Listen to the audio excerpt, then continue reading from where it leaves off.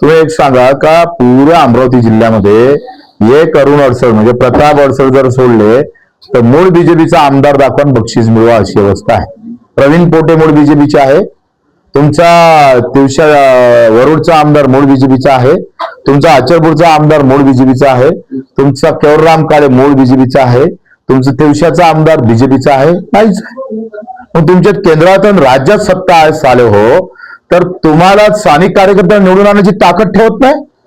म्हणजे सत्तेतून तुम्हाला कार्यकर्त्याला काय द्यायचं आहे?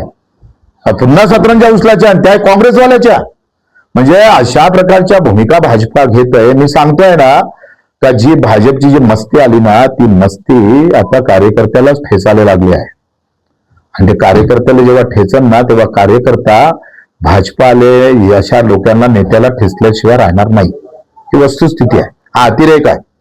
तुम्ही सांगा ठीक आहे विधानसभेपर्यंत ठीक आहे, पण तुम्ही साले तुमची एवढी ताकद मिळून मर्दांगी गेली कुठे रे तुमचे? का तुमची केंद्रात आणि राज्यात सत्ता असताना तुम्ही नगरसेवक निवडून आणत ना?